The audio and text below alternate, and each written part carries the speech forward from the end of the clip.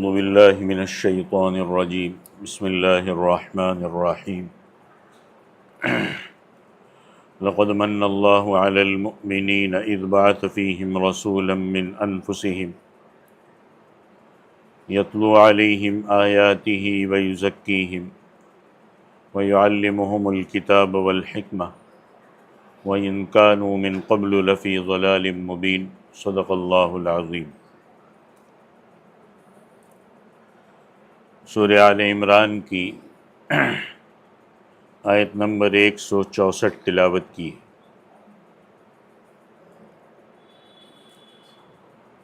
پہلے سے غزوہ احد کا ذکر چلا آ رہا ہے، اور اس سے پہلی آیت میں گزشتہ درس میں یہ بیان تھا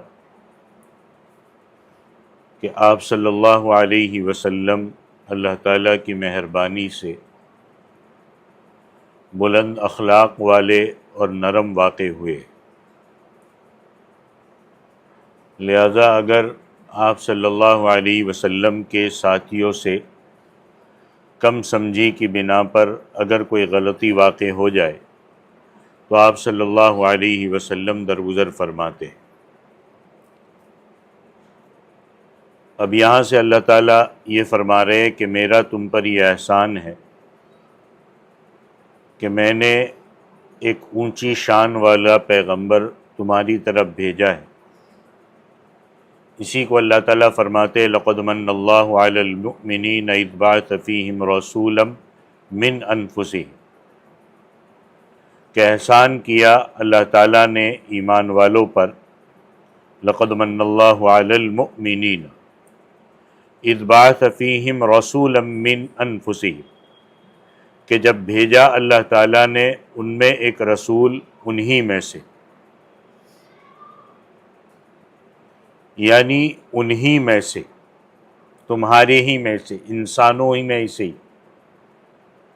اب اللہ تعالیٰ کا یہ احسان کافروں پر بھی ہے، کیونکہ آپ صلی اللہ علیہ وسلم کل کائنات کے لیے پیغمبر بنا کر بھیجے گئے، لیکن ہوا یہ کہ کفار نے اللہ تعالیٰ کے اس احسان سے فائدہ نہیں اٹھایا۔ فائدہ کس نے اٹھایا؟ جنہوں نے آپ صلی اللہ علیہ وسلم کو مانا، انہوں نے یہ فائدہ اٹھایا۔ لہذا احسان بھی انہی پر ہے۔ جس طریقے سے قرآن پاک یہ سب لوگوں کے لیے ہدایت ہے، مگر چونکہ فائدہ قرآن سے تقوی والے حضرات اٹھاتے ہیں، اس لیے قرآن نے کہا کہ ھدی للمتقین، ہدایت ہے پرہیزگاروں کے لیے۔ اسی طرح حضرت صلی اللہ علیہ وسلم کا نبی بنا کر بھیجا جانا یہ پوری کائنات کے لیے رحمت ہے، اور سب پر اللہ تعالیٰ کا انعام اور احسان ہے، مگر چونکہ کافروں نے اس انعام کی، اس احسان کی قدر نہیں کی، اور ایمان والوں نے اس کی قدر کی۔ اچھا، اللہ نے رسول بنا کر بھیجا تو اللہ کہتے بھیجا بھی انہی میں سے۔ انہی میں سے کا کیا مطلب ہے؟ کہ آپ انسانوں میں سے۔ پھر آپ صلی اللہ علیہ وسلم قریشی اور ہاشمی بھی ہے۔ مطلب یہ ہے کہ آپ صلی اللہ علیہ وسلم نہ تو فرشتوں میں سے ہے، نہ تو جنات میں سے ہے، بلکہ انسانوں میں سے ہی ہے۔ اور حقیقت یہ ہے کہ دوسری نوع اور دوسری جنس سے فائدہ نہیں اٹھایا جا سکتا۔ مثال کے طور پر حضرت جبرائیل علیہ السلام جو فرشتوں کے سردار ہے، اگر ان کو انسانوں کے لیے پیغمبر بنا کر بھیجا جاتا، جن کو نہ بھوک لگتی ہے، نہ پیاس لگتی ہے، نہ گرمی، نہ سردی، نہ دکھ، نہ تکلیف، وہ ہر چیز سے پاک ہے، تو ان کو انسانی ضرورت کا کیا احساس ہوتا؟ جس کو بھوک کا احساس نہیں، وہ روزے کا کیا حکم دیتا کہ روزے رکھو؟ جس کو گرمی اور سردی کا احساس نہیں، وہ کیا حکم کرے گا کہ سردیوں میں چاہے پانی ٹھنڈا ہو یا گرم، تم نے غسل بھی کرنا ہے، تم نے وضو بھی کرنا ہے؟ اس کو کیا پتا ہوتا؟ جس کو بیماری کی تکلیف کا احساس ہی نہیں ہے، وہ صبر کی کیا تلقین کرے گا؟ جس کے والد نہیں، جس کا بیٹا نہیں، جس کا بھائی نہیں، جس کی بہنیں نہیں، جس کی خالائیں اور پھوپھیاں نہیں، اس کو ان کے مرنے پر دکھ اور صدمے کا کیا احساس ہو سکتا ہے کہ ان کے مرنے پر انسان پر کیا گزرتی ہے، کہ وہ کیا صبر کی تلقین کرے جب اس کو معلوم ہی نہیں کہ موت کا صدمہ کیا ہوتا ہے۔ اب یہاں ایک انسان ہی انسان کی تسلی کا سامان کر سکتا ہے جس کو ان ساری چیزوں کا احساس ہے۔ حضرت صلی اللہ علیہ وسلم کے فرزند حضرت ابراہیم رضی اللہ تعالیٰ عنہ 18 مہینوں کے تھے، دودھ پیتے تھے، بیمار ہو گئے، اور دوسری طرف یہ ہوا کہ مدینہ میں ایک جگہ پر ایک آدمی تھا، ابو الحداد، لوہے کا کام کرنے والا، اس کا دودھ پیتا بچہ فوت ہو گیا۔ اس کی بیوی بڑی صحت مند تھی، دودھ اس کا بہت تھا۔ اس نے اپنے شوہر کو کہا کہ ہمارا بچہ فوت ہو گیا ہے، دودھ ضائع جائے گا، اور وہاں یہ ماحول تھا، تو اس نے کہا کہ میرا خیال ہے کہ جاؤ اللہ کے نبی کو پیشکش کرو کہ وہ اپنا بچہ دودھ پلانے کے لیے ہمیں دے دے۔ وہاں یہ ماحول تھا عرب میں۔ چنانچہ اس کے شوہر نے حضرت صلی اللہ علیہ وسلم سے درخواست کی۔ آپ صلی اللہ علیہ وسلم نے حضرت ماریہ قبطیہ سے مشورہ کیا، کیونکہ حضرت ابراہیم انہی کے پیٹ سے تھے۔ انہوں نے کہا حضرت بالکل ٹھیک ہے۔ چنانچہ ابو الحداد کی بیوی بڑی چاہت اور شوق کے ساتھ حضرت ابراہیم کو لے گئی، لیکن خدا کی شان کے کچھ مدت کے بعد وہ ان کے پاس بیمار ہو گئے۔ انہوں نے حضرت صلی اللہ علیہ وسلم کو اطلاع دی کہ حضرت بچے کی حالت بڑی نازک ہے، آپ تشریف لے آئے۔ آپ صلی اللہ علیہ وسلم چند ساتھیوں کے ہمراہ تشریف لے گئے۔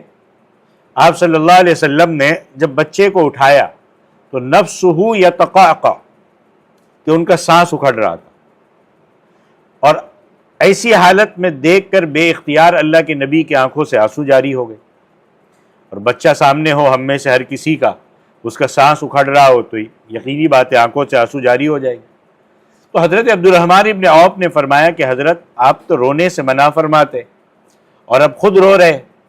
فَأَشَارَ إِلَى لِسَانِهِ، آپ صلی اللہ علیہ وسلم نے زبان مبارک کی طرف اشارہ کر کے منع فرمایا کہ میں نے جس رونے سے منع کیا ہے اس کا تعلق زبان کے ساتھ ہے، یعنی نوحہ کرنا، واویلا کرنا، چیخنا، بین کرنا، جیسے آج کل انتقال پہ عورتیں گھروں میں بین کرتی ہے، تو اس سے منع کیا ہے۔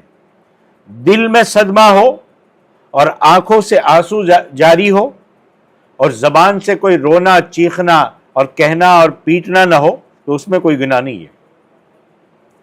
حضرت ابراہیم رضی اللہ تعالیٰ عنہ فوت ہو گئے تو اس موقع پر حضرت صلی اللہ علیہ وسلم نے فرمایا کہ ان العین تدمع، آنکھ آنسو بہاتی ہے، والقلب یحزن، دل غمگین ہے، ولا تقول الا ما یرضی ربنا، مگر ہم زبان سے وہی لفظ نکالتے ہیں جس سے ہمارا رب خوش ہو۔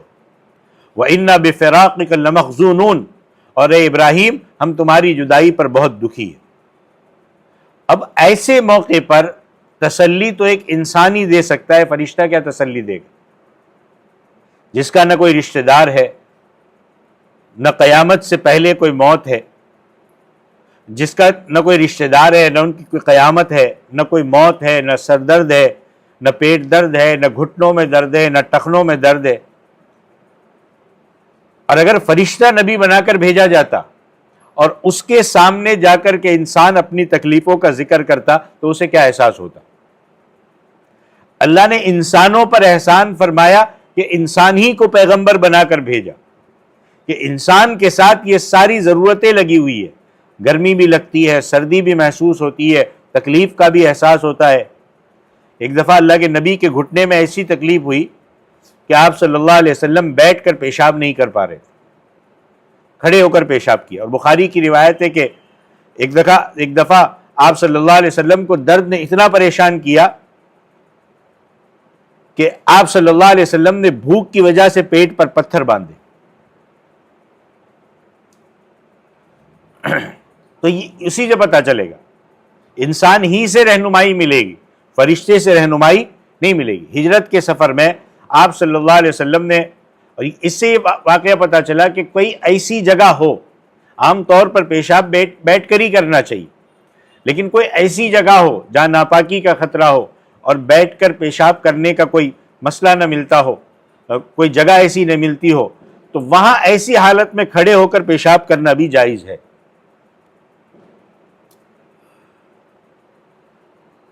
ہجرت کے سفر میں آپ صلی اللہ علیہ وسلم نے حضرت ابوبکر صدیق کو فرمایا کہ ابوبکر پیاس لگی ہے، کہیں سے پانی تلاش کرو. تو تکلیف انسان ہی کے ذریعے سے رہنمائی ملے گی. تو اللہ نے فرمایا کہ ہم نے لقد من اللہ علی المؤمنین اذ بعث فیہم، کہ ہم نے ان میں سے ایک رسول بھیجا.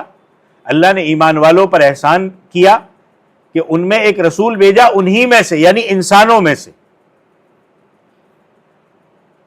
آپ صلی اللہ علیہ وسلم کی زندگی میں آپ صلی اللہ علیہ وسلم کی 2 بیویاں فوت ہوئی، پھوفیاں فوت ہوئی، بیٹے فوت ہوئے، 3 بیٹیاں فوت ہوئی. تو انسانوں کے لیے وہی نمونہ بنے گا جس کو صدمے کا احساس ہو.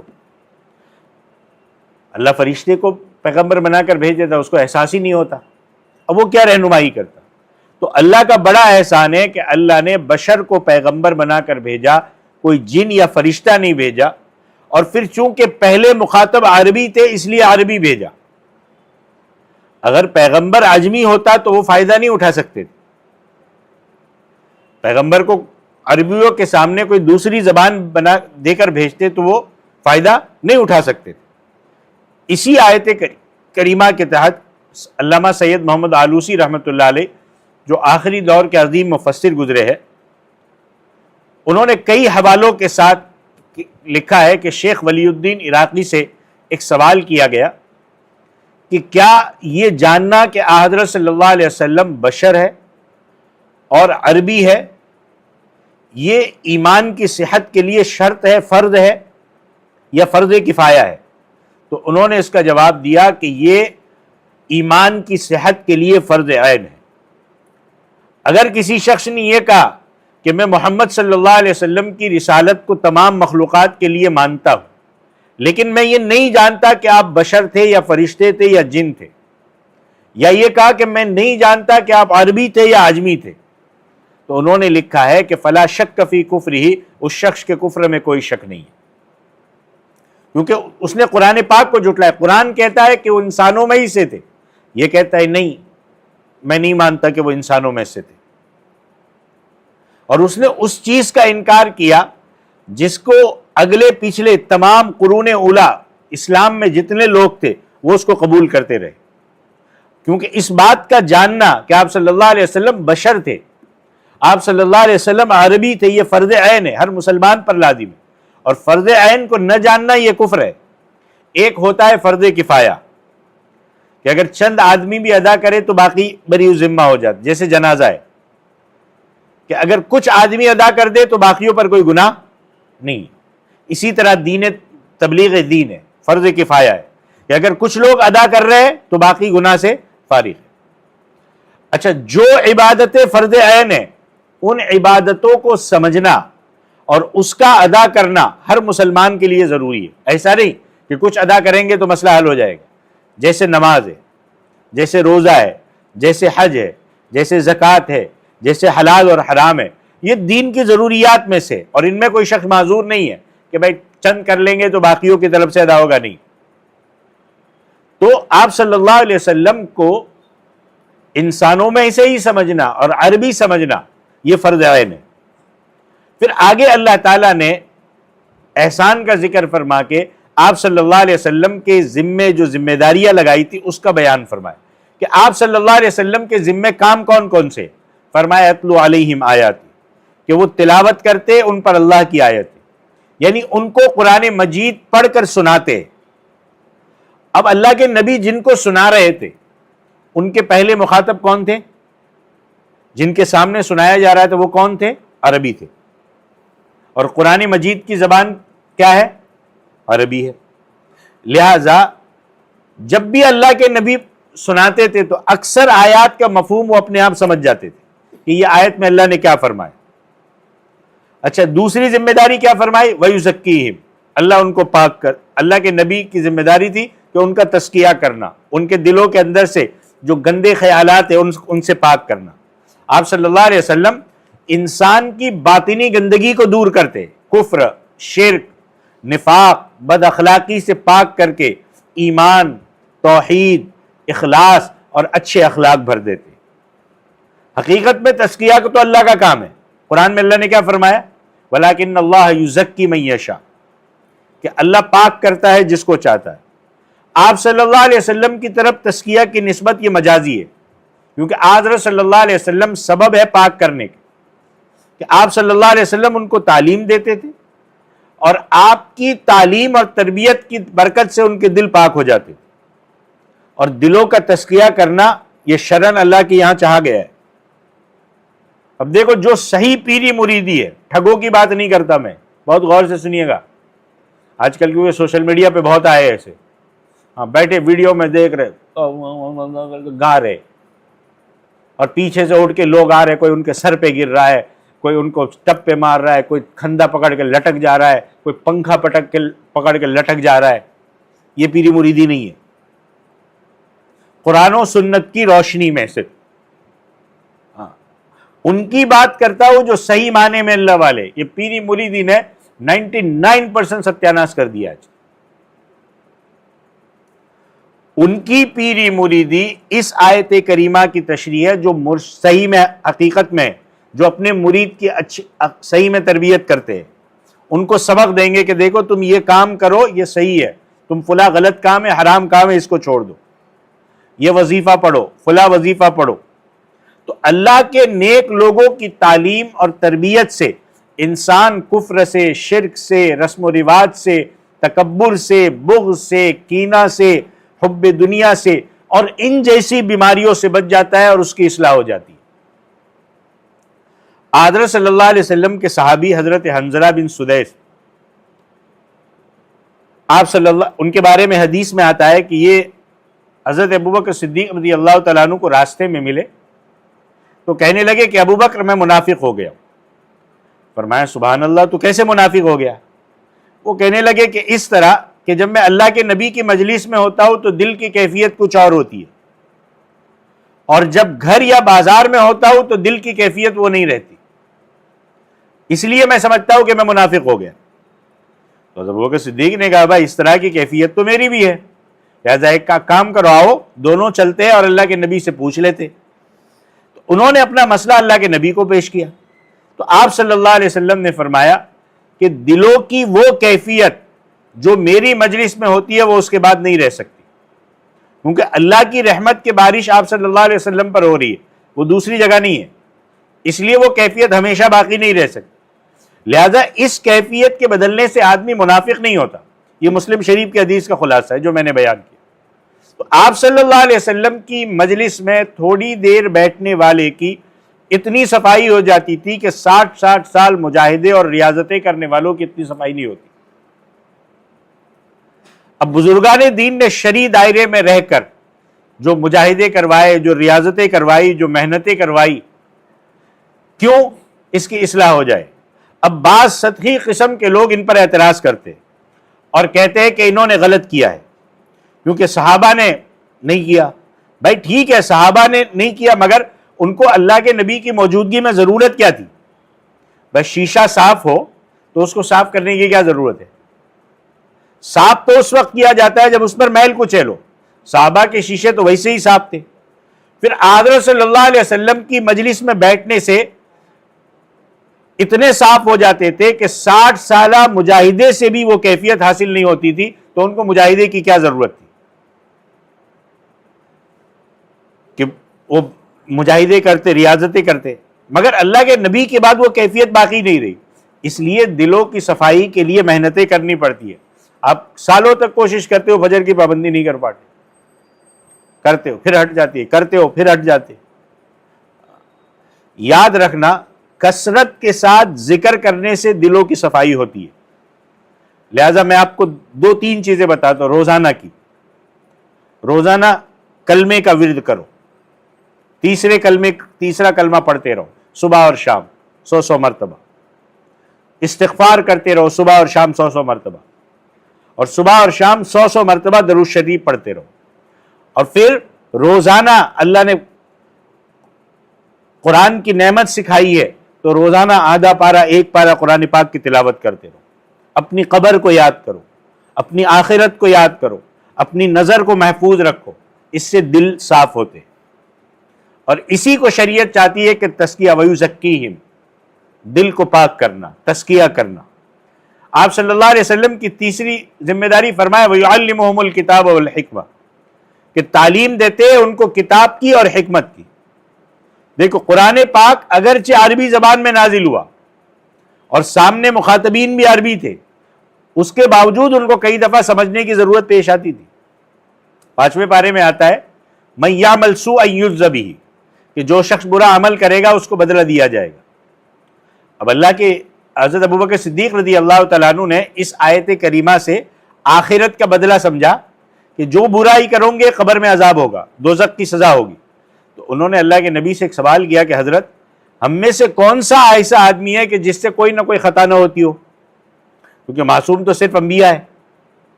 تو پوچھنے لگے کہ پھر تو اللہ کے نبی کوئی بچ ہی نہیں پائے گا۔ تو حضرت صلی اللہ علیہ وسلم نے فرمایا اے ابو بکر، اس بدلے سے جو آپ نے سمجھا ہے کہ آخرت کی سزا ہوگی، قبر میں سزا ہوگی، یہ مراد نہیں ہے، بلکہ فرمایا کہ ایمان والوں کو اس کا بدلہ دنیا میں ہی دے دیا جاتا ہے، یہاں تک کہ جب ایمان والے اللہ تعالیٰ سے ملاقات کریں گے حقیقی معنوں میں تو ان پر کوئی گناہ نہیں ہوگا۔ مطلب کیا ہے اس آیت کا؟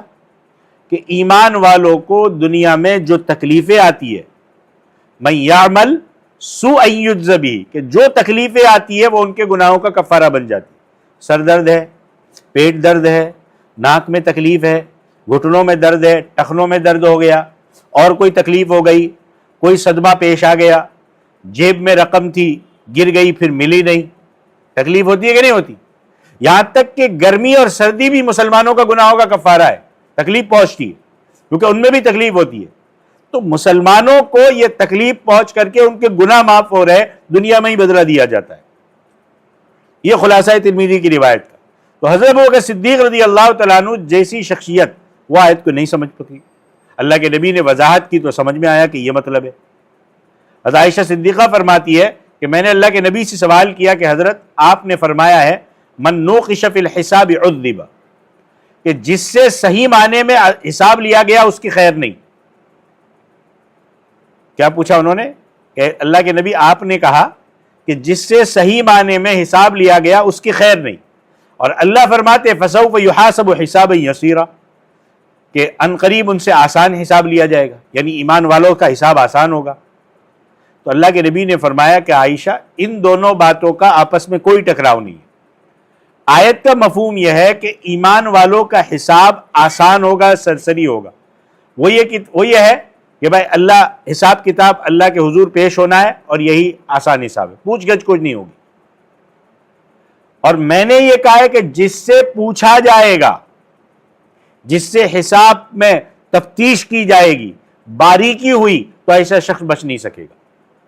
اور جس کا ایسا ہی حساب ہوا کہ چلو ٹھیک ہے بھائی، چلو آسان حساب ہے، کہ بس حساب پیش کیا گیا، کچھ پوچھ تاچھ نہیں کی گئی، جان بچ گئی، تو سرسری حساب اور چیز ہے اور پورا حساب اور چیز ہے۔ تو حضرت ام المومنین حضرت عائشہ کو یہ آیت سمجھنی پڑی۔ اسی طرح 7ویں پارے میں سورہ انعام میں آتا ہے الذین آمنوا ولم یلبسوا ایمانہم بظلم اولئک لہم الامن وہم مہتدون، کہ وہ لوگ جو ایمان لے آئے اور انہوں نے اپنے ایمانوں کو ظلم کے ساتھ نہیں ملایا، تو اللہ کہتے ہیں یہی لوگ ہیں جن کے لیے امن ہوگا، اور یہی لوگ ہدایت یافتہ لوگ ہیں، ایمان کو ظلم کے ساتھ نہیں ملایا۔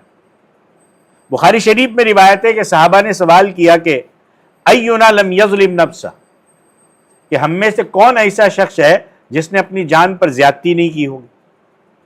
ظلم کا معنی ہے زیادتی۔ اللہ کے نبی نے فرمایا کہ اس جگہ پر ظلم سے وہ مراد نہیں ہے جو تم سمجھو، کہ زبانی طور پر کسی سے زیادتی ہو گئی، یا ہاتھ سے ہو گئی، قلم سے کسی پر زیادتی کر دی، یا بول کے کسی پر زیادتی کر دی، یہ زیادتیاں ہے۔ لیکن اللہ کے نبی کہتے ہیں یہ زیادتیاں مراد نہیں ہے، اس جگہ پر ظلم سے مراد ہے شرک۔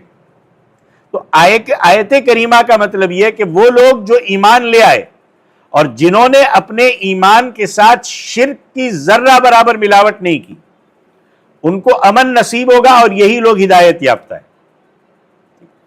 جیسا کہ حضرت لقمان نے اپنے بیٹے ساران کو نصیحت کی تھی، کیا فرمایا تھا؟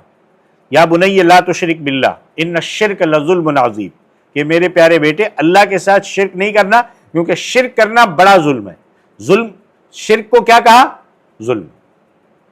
مطلب یہ کہ ظلم سے مراد شرک ہے. تو صحابہ کو بھی کچھ آیتیں سمجھ نہیں آتی تھی باوجود عربی ہونے کے، اور اللہ کے نبی ان کو سمجھاتے تھے. اب آج کوئی 14ویں صدی میں اٹھ کے دعویٰ کرے کہ مجھے قرآن پاک سمجھنے کے لیے میں کافی ہوں، بس عربی زبان سمجھ لوں اور قرآن سمجھنے کے لیے نہ مجھے حدیث کی ضرورت ہے، نہ کسی صحابی کی ضرورت ہے، نہ کسی تابعی کی ضرورت ہے، نہ کسی فقیہ اور امام اور محدث کی ضرورت ہے، میں خود قرآن سمجھ سکتا ہوں. ایسا شخص پرلے درجے کا بیوقوف ہے. یاد رکھنا قرآن پاک کی وہ تفسیر معتبر ہے جو اللہ کے نبی نے فرمائی، یا جو تفسیر صحابہ نے کی، تابعین نے کی، تبع تابعین نے کی، ائمہ دین نے کی، فقہاء نے کی، مفسرین کرام نے کی، نقل در نقل انہوں نے اس کو بتائی، انہوں نے اس کو بتائی، وہ ہم تک پہنچی. اب ایک آدمی اٹھ کے کہتا ہے نہیں مجھے کسی کو نہیں سمجھنا، میں اکیلے سمجھوں گا. ڈاکٹری میں سب سے سمجھے گا، انجینئرنگ میں سب سے سمجھے گا، اور بہت سی فیلڈوں میں دوسروں سے سیکھے گا، لیکن قرآن سمجھنے کے بارے میں بولے گا مجھے کسی کی ضرورت نہیں ہے، میں ڈائریکٹ، مجھے چند جملے آ گئے ہیں اب میں ڈائریکٹ سمجھوں گا. قرآن کے معاملے میں اپنے بزرگوں پر اعتماد کرو، اپنی طرف سے کوئی بات نہ کرو. جتنے باطل فرقے گمراہ ہوئے ہیں اسی وجہ سے ہوئے کہ انہوں نے قرآن کی تفسیر اپنی رائے سے کی ہے. غلام احمد پرویز ملحد بے دین آدمی تھا، اس نے 4 جلدوں میں قرآن کی تفسیر لکھی اور اس کا نام لکھا ہے معارف القرآن. اب چونکہ وہ اردو ادب کا بڑا ماہر تھا، اسی واسطے اردو ادب والے اس کو بڑے شوق سے پڑھتے. آج کل ہوتا ہی ہے کہ ہماری فیلڈ کا کوئی آدمی قرآن کی تفسیر لکھ دینا تو ہم سمجھتے وہ صحیح ہے، لیکن یاد رکھنا اس میں بڑا کفر بھرا ہوا ہے. اور اس کا دعویٰ ہے، اس نے دعویٰ یہ کیا کہ آج تک میرے بغیر کسی نے قرآن کو سمجھا ہی نہیں. اور غلام احمد پرویز کی حیثیت یہ ہے کہ ساری زندگی انگریز کے جوتے صاف کرتا رہا کیونکہ سرکاری ملازم تھا، اور اس کا خاص ملازم جو کافی مدت تک اس کے پاس رہا اس نے بتایا کہ وہ روزے تک نہیں رکھتا تھا اور کہتا تھا کہ آج تک جتنی تفسیریں لکھی گئی وہ ساری غلط ہے سوائے میری تفسیر کی. اس کی تفسیر کے زیادہ نہیں، صرف ایک حوالہ پیش کرتا ہوں. وہ کہتا ہے کہ سائنس اگر ثابت بھی کر دے کہ چند منٹوں میں، چند سیکنڈوں میں کوئی آدمی چاند پر جا بھی سکتا ہے، واپس آ بھی سکتا ہے، میں پھر بھی اللہ کے نبی کی جسمانی معراج کو نہیں مانوں گا. یہ قرآن کی تفسیر کرنے والا بندہ جس نے سب کو چھوڑ دیا اور کہا میں جو سمجھا وہ بالکل صحیح ہے، اب اس نے اللہ کے نبی کی جسمانی معراج اس کا انکار کر دیا. یہ ہے اس کی تفسیر. تو یاد رکھو ہر تفسیر کو تفسیر نہ سمجھو، بزرگوں کا، سلف صالحین کا دامن نہ چھوڑو. قرآن کو ضرور سمجھو، میں یہ نہیں کہہ رہا قرآن کو مت سمجھو، ضرور سمجھو. اور مختلف معتبر تفسیریں، مختلف معتبر ترجمے موجود ہے، اس کو پوچھو، اس کو سامنے رکھو اور اس سے قرآن کو سامنے رکھو.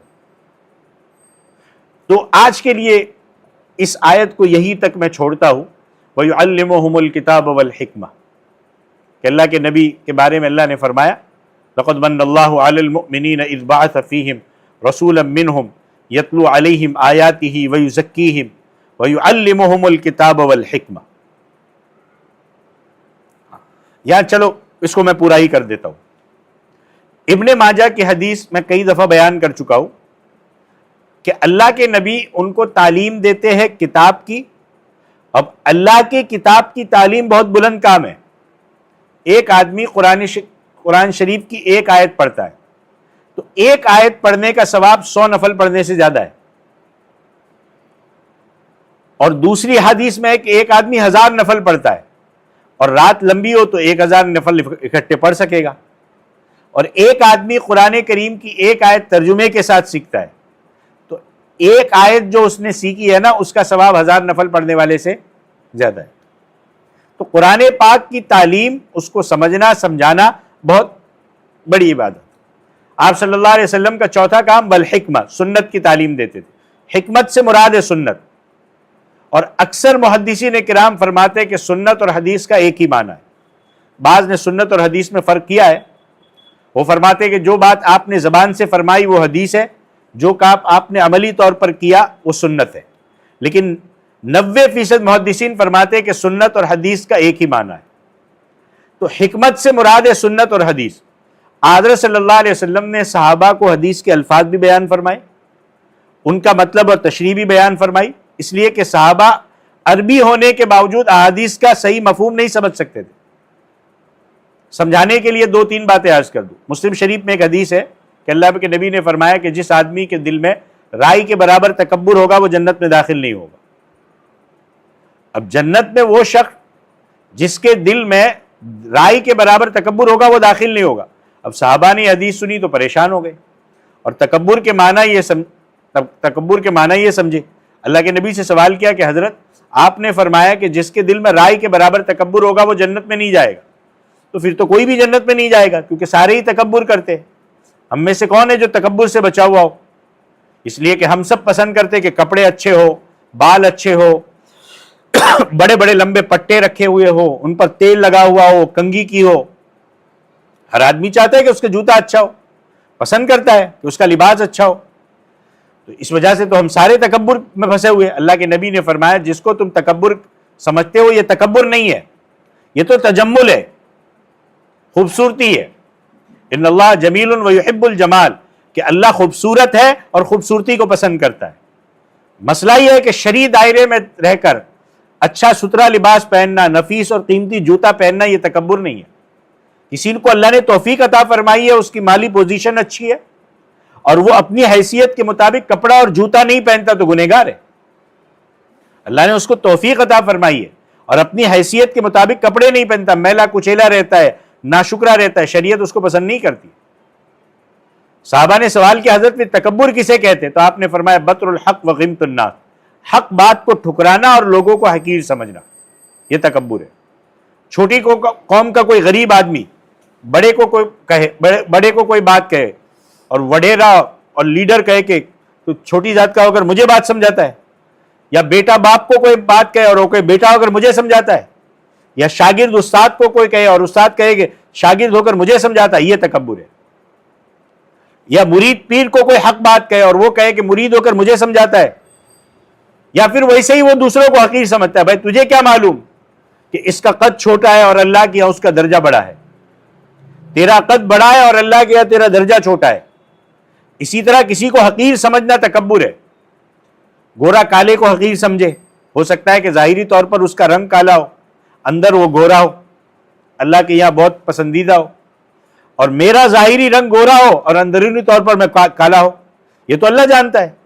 جیسے حضرت بلال رضی اللہ تعالیٰ عنہ رنگ کے کالے تھے, اندر بالکل روشن تھا, اور اللہ کے رسول کے محبوب تھے. اور عبد العزیٰ ابو لہب آپ صلی اللہ علیہ وسلم کا حقیقی چچا تھا, بڑا خوبصورت تھا لیکن اندر سے کالا تھا, دوزخ کا ایندھن بنا. تو جو تکبر کرے گا وہ جنت میں داخل نہیں ہو سکے گا. لیکن اس میں بھی تفصیل ہے, اگر وہ تکبر کو حلال سمجھ کر کرتا ہے تو کفر ہے, کبھی جنت میں داخل نہیں ہوگا. اگر تکبر کو حرام سمجھتا ہے مگر کرتا ہے تو گنہگار ہے. تو پھر لا يدخل الجنہ کا مطلب ہوگا کہ اس کو پہلے جنت میں داخلہ نصیب نہیں ہوگا, سزا بھگتنے کے بعد کبھی نہ کبھی جنت میں داخل ہو جائے گا. دیکھو صحابہ اس کا مفہوم نہیں سمجھ سکے, اللہ کے نبی نے سمجھایا تو سمجھ میں آ گیا. اب یہاں تک آج چھوڑ دیجئے, پھر اور تشریح کروں گا تو بہت لمبے چلی جائے گی. تو یہ قرآن کریم کی سورہ آل عمران کی آیت نمبر 164 کی آدھی آیت کی میں نے تشریح کی ہے, باقی انشاءاللہ آگے کل انشاءاللہ اس کی آگے تشریح میں لے کر کے جاؤں گا. اللہ تعالیٰ عمل کی توفیق عطا فرمائے, آمین. وآخر دعوانا ان الحمدللہ رب العالمین. أيا من يدعي الفهم إلى كم يا أخ الوهم تعبي الذنب والذم وتخطي الخطأ الجم. أما بان لك العيب أما أنذرك الشيب وما في نصحه ريب ولا سمعك قد صم. أما نادى بك الموت أما أسمعك الصوت أما تخشى من الفوت فتحتاط وتهتم.